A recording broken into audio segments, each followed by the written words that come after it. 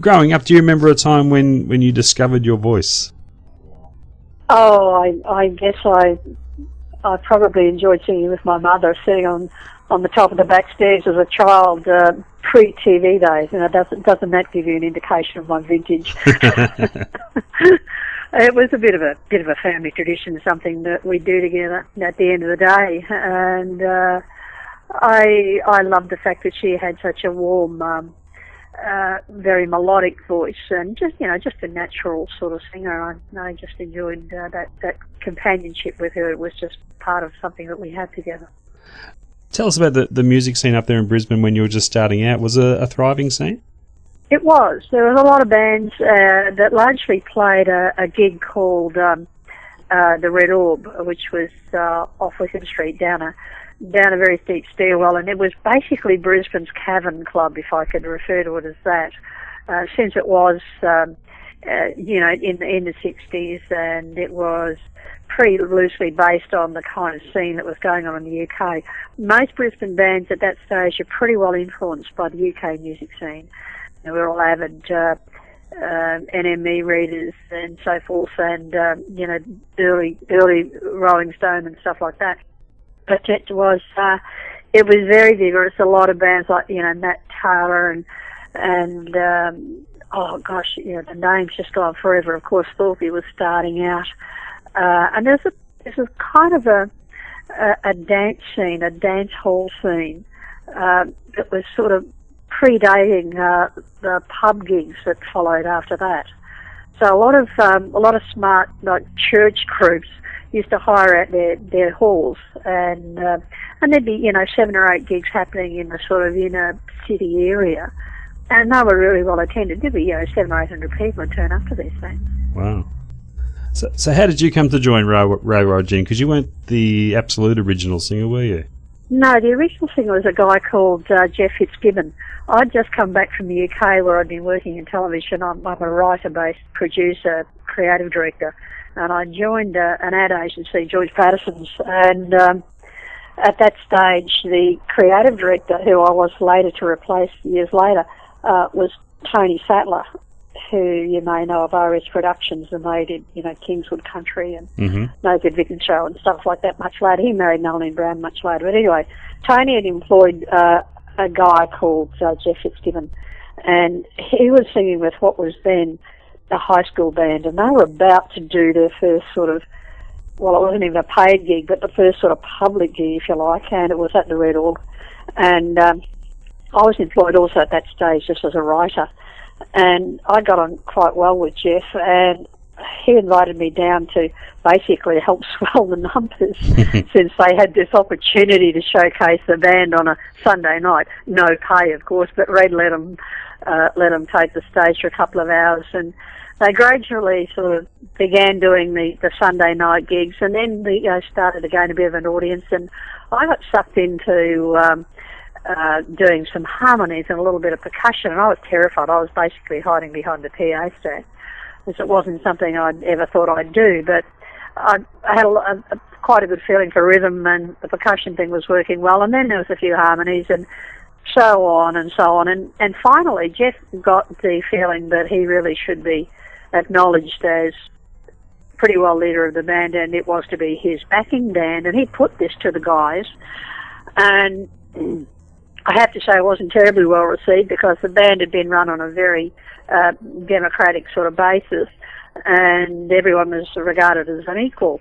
And when Jeff suggested that perhaps they should be his backing band, or he would leave, and they said, fine, you will leave.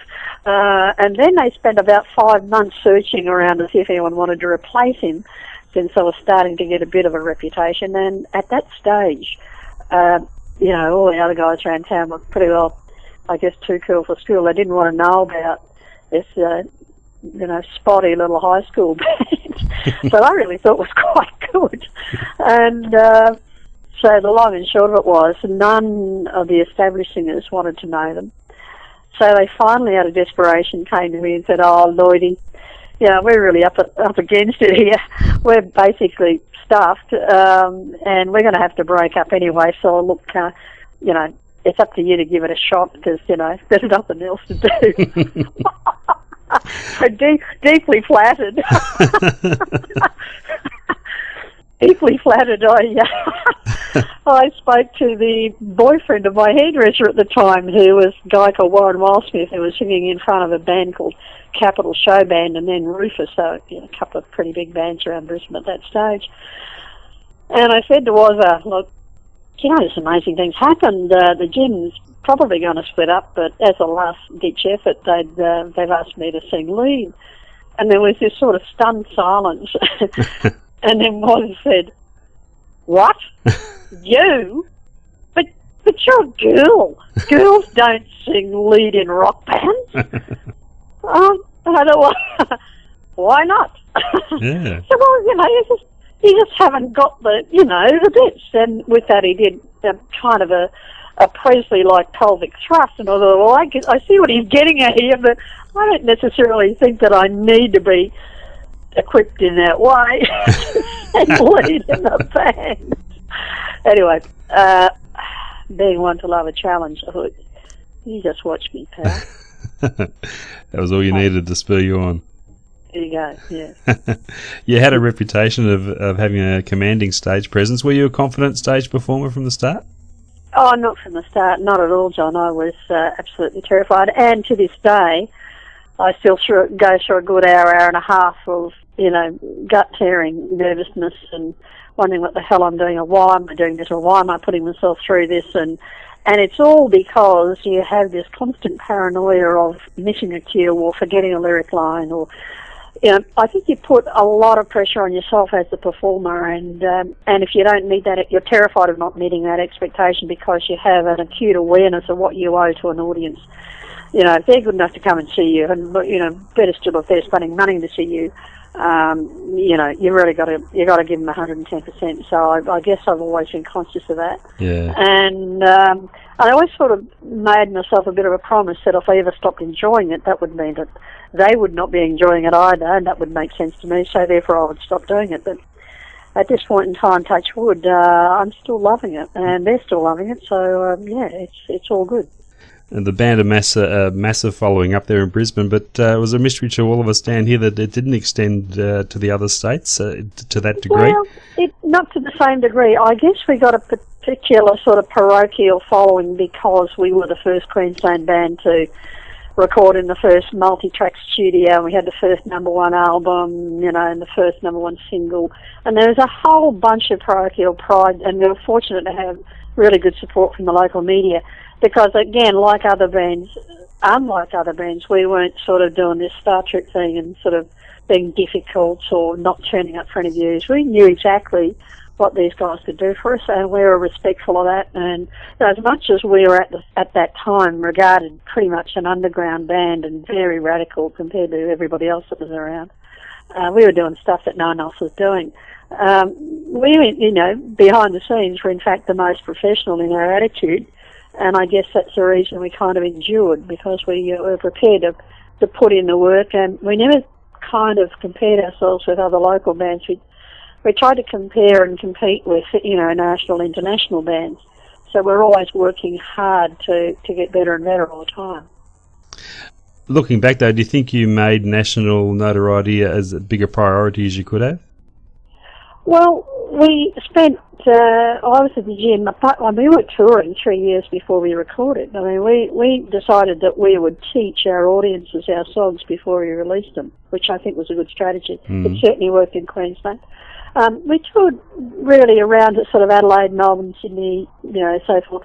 But no, a matter of time, our first single was in fact #1 in all sorts of places, like in Launceston and Darwin, as well as Brisbane and Dubbo and Perth, and strange. It was really kind of odd that we had these pockets of intense, fanatical following and support, and we toured quite a lot. We did largely the university circuit. We did Refect gigs, and like Sydney, we played the Bondi Lifesaver and the Coogee Bay Hotel, and in Melbourne we'd play Martinis in Carlton, and the kind of the music club and Refect scene was where we were pretty well at. It was only when I moved from the gym to formed my own band with 3MI, that we actually broke into the, full-on national scene and then internationally, which the Gin never achieved. But not many people know that. I read that you're under managerial pressure to leave the band because they had plans to launch you as a solo act. Can you tell us about that? Look, in a nutshell, I was married at an early age to a guy who was working in radio and ended up being our manager, even though our marriage had broken up in London. We came back to Australia together, and he went back into radio and I went back into advertising.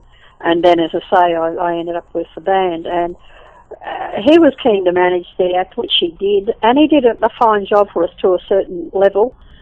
He started making some decisions that we weren't entirely happy with. Although I've got to say, he did a good job with what he had at the time in terms of our experience. But he could see a bigger picture. He felt he actually had a big personality clash with one of the guys in the band, who was one of the founding members, as Laurie Stone, keyboard player. And that became a very, very difficult situation, because basically it got to a point where Donald would do anything to stuff over Laurie and vice versa. So it came down to the line where Donald took me aside, and I never told the band this because I was just so ashamed that he put this to me. Donald put to me that unless I moved on and formed a lineup for MI with a session band, he would pull the plug on being guarantor for our PA, and in that case no one would work. And all these guys are fairly recently married, and some of them had young kids. And so I thought that was a pretty disgraceful thing, but basically it meant I was blackmailed out of the lineup, because I couldn't let that happen to the band and to their families, but I was too embarrassed and ashamed to tell them why I was leaving. So of course that churned up a whole bunch of negative publicity, and I was the bitch that was too good for the band and walked, and all of that stuff happened. And to this day I still get some of that. But that's what happened, and I formed the Carol Lloyd band with Mark Moffat and a team of excellent session musicians. So that became quite an interesting combination, because I had heaps and heaps of live experience, and had really, by that stage, had been, touring for about 7 years. And I'd learned a hell of a lot about stagecraft. But I had very little studio experience, and these guys are studio players who knew bugger all about the live thing. So we came together in a mutually rewarding kind of way, and taught each other a lot. And I think that band was probably musically one of the best on the circuit, and I still hear that from some people in the industry. Now, is it right you had some throat problems around that time too? Yeah, I did. Because we were constantly touring, we'd go out on the road for 6 weeks at a time and be home for, maybe a week, maybe 10 days if we were lucky. And we were running up enormous bills. Yes, at times we were making what was then very good money, but we were also maintaining a full-time crew and, hiring trucks and paying for accommodation. And touring costs with a 7-piece lineup, plus crew, plus trucks and gear, carting from Brisbane around to Adelaide and back is not an inexpensive exercise. We couldn't afford to fly, so we were using hire cars and trucks and stuff. And we ended up living on $25 a week. And even in the early mid-70s, that was still not a lot of money when you had to pay rent and feed yourself and clothe yourself and everything. So I ended up with I think about $1.50 a day. So it was easy to stay slim when you can't afford food, But during that time, because we were working such rigorous hours and not eating properly, I actually contracted what I thought was just a flu thing coming on. I had a sore throat, a bit of a fever thing. And I just kept gassing myself with, Codral cold tablets and stuff like that, which at the time contained a little cap of speed, and I knew nothing about that, and so I was off my head a lot, and I didn't know why. But as it turned out, I collapsed after a show in Coffs Harbour on the final stages of a tour. And I was taken to a doctor, and it seems that I was told not to sing again for in fact not to speak for quite some time. I got over that crisis, and then same thing happened next tour, but this time my tonsils swelled up and completely closed over my throat. And they had this massive infection. Now, I won't go into the details, but it's very, very unpleasant. Completely locks your jaw, and you can't swallow, you can't move, and it puts pressure on your central nervous system and sends enormous pain around your head. So if you even touch your skin, it's like an electric shock. So this thing's called quinsy, and it was a tropical disease that the troops used to get in New Guinea, apparently. So I apparently died on the table when they ripped open my throat to confirm, yes, it was quinsy, and so have something like 20 minutes to get the toxins out of your body or do something fairly dramatic. So I was rushed into hospital, and the anaesthetist said when he took a blood sample to, as they were wheeling me in, he said there was enough toxin in the syringe to kill a horse at that stage. Good God. So, yeah, it was just rush. It flooded my system. And I did the whole kind of floating around the ceiling, looking down at myself on the operating table. So that was that. That was the one and only time we cancelled the gig. And, in fact, the people in Toowoomba who we were meant to be playing for that weekend tried to sue me for not turning up. Anyway. Good God. That was the saga. So did you remain a fan of the music the Gin were making after your departure, that second album? I didn't have a lot to do with them after that because I was busy touring with my band and they were on a different kind of circuit. I didn't hear much of their further material. I know that Laurie Stone was continuing to write and still does. He writes film scores now. But he was certainly the creative driving force in that lineup prior to when I joined and started writing with him and the rest of the band. And finally I then started to write with Peter Harvey from the Carol Lloyd band, and it was those songs with Peter Harvey that actually got us the worldwide publishing contract with EMI International. So I didn't see much of their material after I left. I did see one of their shows with the woman who replaced me for a little while. The fans just weren't buying it. They just weren't happy, and I then had another bad decision from my management. I was then forced out of that band into a solo deal where the producer would not record any of my songs, which is kind of silly because the people were buying the songs that I was writing, and this guy just wanted to do a whole bunch of covers. So he did an album for RCA, which I wasn't at all happy with and didn't want to promote at all. So I refused to re-sign the contract. He evoked a clause which, again, my management hadn't seen or noted when we signed the contract, which said I couldn't perform or record for 5 years. So that took me well and truly off the air, literally. Go back and talk about your first solo album. That was all recorded relatively quickly, I believe, in the studio. Is that the way you like to work? Look, I don't think there's any point in sort of going over and over and over and over a song in terms of the vocal. If the intention is right, if the interpretation is right, and if it's on musically, and if you know as the performer, so yeah, that is absolutely your best interpretation because you're your best critic, I think, fine. And you're not going to get that unless you're enthusiastic, you're fresh, and you lay down your very best. It's absolutely heartbreaking when you have a producer that you know you put a go take down, and then they spool back and go, let's just do it one more time. And you know that it's not going to get any better than that. You know that it's come from the heart and it's come from the head and all of that sort of stuff. And when you have a producer who doesn't understand where you're coming from and where your style is coming from and is trying to turn you into a session singer, as this guy was, which I would never be. I'm not a technician, I'm an entertainer.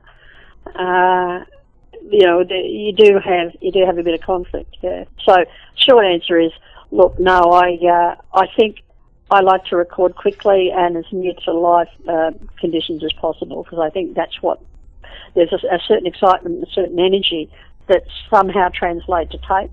And I think those components are there, and they transmit to the listener if they're properly recorded. Is it true that your hair was insured for a large sum of money at some time? Yeah, it was. Wow. I think it was 20,000 or 100,000 with Lloyd's of London. Wow. But the reason that came about was that I was, as you might recall, John, pretty energetic and still am on the stage. And the sort of jumping and twisting and sliding around on my knees and running from one end of the stage to the other that I was constantly doing, I would never be able to keep a wig on, that was for sure. Nor would I want to. And I just happen to have an awful lot of very fine, very thick but fine lots of hair, and it's naturally very bright red. And at that point, everybody was blonde or dark and had straight, cool, surfy hair, and I had this mad, bloody mane. And it sort of became part of my my particular image, along with a nose you could park an F111 in. So they became my trademark features, and we were using a lot of pyrotechnics, and obviously in big open air gigs we'd get 30,000 people to the Sydney Botanic Gardens where we'd headline shows, and we used to use pyrotechnics. We'd set up charges on flagpoles halfway up through the audience and all that sort of stuff, and there'd be a whole sort of, display of the band's name in pyrotechnics behind the stage before we came on. Huge spectacle stuff. But our lighting designer was an ex-army pyrotechnician, and sometimes you'd get a bit enthusiastic about the flash pots and where he'd place them, and on one occasion I had lunged forward and was being pulled off stage, in fact, which again was quite a common occurrence. You didn't have a lot of barriers then. I was being dragged across the front of the stage, and Phil, the guy, hit the plunger, set off a line of flash pots, and it ignited my hair. Wow. So there was a frantic wrap of towels and dousing down. We got it out all right, but it was pretty obvious that, if I lost my hair, I'd be unable to kind of do a lot, so I sure wouldn't find a wig anything like it, and I wouldn't be able to keep it on. So the plan was to insure my hair. For that reason, I wasn't allowed to get it cut, and it wasn't until I'd had this circumstance a couple of years later where I had the drama with that solo contract that I wasn't allowed to perform anyway. First thing I did day after, I was so appalled and disgusted that I'd worked so hard to get so far. We'd done a pilot for Virgin in America. We're on the verge of signing with Casablanca or Virgin, who are fighting over us in New York, over me, that is, as I say us, I mean the act. And then we have this contractual drama, and the whole thing just came to an immediate halt. So I went immediately and got all my hair cut off. That was just my way of,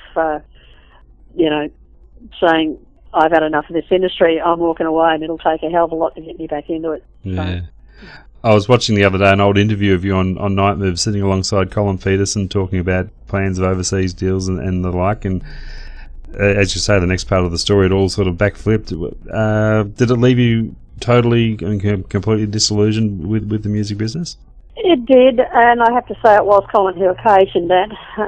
He was managing that negotiation, and he overstepped a particular line that made the record companies uncomfortable with his ability to maintain his personal demeanour. So we had a stall with them, and that's when I walked away. Look, it was pretty amazing to get to that point when you consider it was prior to the internet and the World Wide Web and global record companies and global budgets and everything. We had done that all on our own to that point. Yeah. And I'm proud of the fact that we got that far. That was the dream. That's what I was working towards, and to be right on the very verge of, being signed to Casablanca, who were the hottest record company in the world at the time, or Virgin, who were brand new. No one really knew anything about them, but they were very vigorous. That would have put me in a position that no Australian artist had been in before. That's right. At that point in time. So my disappointment was fairly deep, and I walked away, went back to writing and producing, largely advertising. And I was approached by a radio station in Brisbane in 1994 to see if I would reform the Gin to do a 20th anniversary Living in the 70s, the concert at the Piazza at South Bank here on the river in Brisbane. And I thought long and hard about it, and I thought, well, someone had put a challenge to me, and I find it very difficult to turn that down. So I thought about it. I thought, damn it, I'm going to give it a shot. If I think I can do it, and if I work the band hard enough, and we're all committed to do it, and we're all pulling together, it'll be worth doing. So we rehearsed like crazy people for 3 months, and I actually believe that when we took to the stage that night, we were probably 120% better than we were, because I said to the guys in the beginning, if we do this, we have to remember that nostalgia is a funny thing. People will remember us in their minds, since they were fans, if they're going to be there, they'll remember us in their minds as being better than we probably were at the time. Yes. We therefore have to be 50% better again just to match up to their expectation and not disappoint them. So, as I said, we worked like hell. And we did. And I thought maybe after the first set, and the capacity of the Piazza, I think, is about 3,500 people. It's like a rate seating in a semi-outdoor setting facing the river on the riverbank. And I thought maybe after the first set, we'll come back after interval, and they might be excited and flood down to the front. First number, bang, the entire auditorium flooded down onto the dance area, and they were crushed to the front. And there were 2 generations waving album covers, and like it was yesterday. It was the most extraordinary feeling. I'll never forget that. And then we spent 3.5 hours sitting at a signing table as people queued up, patiently waiting, and signed everything they could. It was the most amazing thing. And that became part of the Living in the 70s compilation CD that they released. So it was everything you hoped it would be. It was, and it was worth the work, and I'm very glad we did it, John, because it's kind of nice to have a go at something you did 20 years previously and still find you could cut it and give yourself the confidence to think, well, if they still want to hear it, and if I believe I can still do it to that standard at least, then I'll keep doing it, and I do. And along the way, you've never really declared yourself utterly and totally retired from performing. It's hard to get the bug out of your system, the performance bug, isn't it? Well, John, I'm still doing it. I did a series called a live series at the Performing Arts Centre here in Queensland a couple of years ago called Women in Voice. It's a very, very popular series that puts together 6 different singers, female singers of different sort of genres and styles and so forth and ages groups, and puts them into a sort of a cabaret concert setting. And that season runs a couple of weeks, and it's an annual event, and it's an absolute ripper. All sorts of people have done this show. Deborah Colnay, all sorts of big international Australian artists have come back to do Women in Voice. So I did that, which I hadn't been singing for a little while. And again, because I had to dance as well, it's all choreographed and full production. That pulled me back into line and gave me a little more confidence. So since then, I've actually kind of done gigs probably on average about one every 6 weeks, a couple of months. And they've been things like, corporate gigs at the convention centres and, Congress dinners and stuff like that. But I also did a little departure. I'd gotten to know a guy who was an architect and a designer and a wardrobe person and an incredibly multi-talented bloke called Will Goodwin, who happened to make, to the day he died about 18 months ago, all of the wardrobe for Barry Humphries. Oh.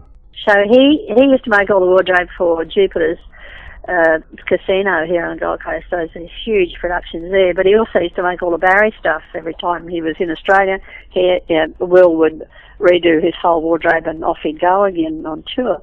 But Will was a concert pianist, and I'd said to him on one occasion, because I knew him socially, I said, you know, I'd really love to have a crack at singing, you know, the classic sort of, you know, the big sort of what I would call New York supper club songs, you know, the Stormy Weathers, the Crimea Rivers, New York, and just the big belting sort of show tune things that someone like Manelli or you know, or Bette Midler might do. So I put together this repertoire, and we did this very glitzy thing that was just Will and I doing, you know, those sorts of dinners, very formal dinners, and I was doing sort of ball gowns and, you know, looking very different to the way I used to in the chin days. And I really enjoyed that because, again, that was a challenge. I wanted to see if I could pull that style off. And it stretches you vocally because there's nowhere to go, nowhere to hide. There's you, there's the piano, and there's a whole lot of silence in between. So I enjoyed that little departure too. So, yeah, there's just something different to do. Carol, it's been an absolute treat to catch up with you this morning. Thanks so much for your time. Oh, look, it's been a joy, John. Thank you for strolling me down memory lane. I hope we come to a gig one day soon. Yeah, we'd love to see you down south here too. It'd be fantastic. Love that. Good on you, Carol. Thanks a lot. John. Cheers. Bye-bye. Oh, John. Yeah. Before you go, when you finish tape,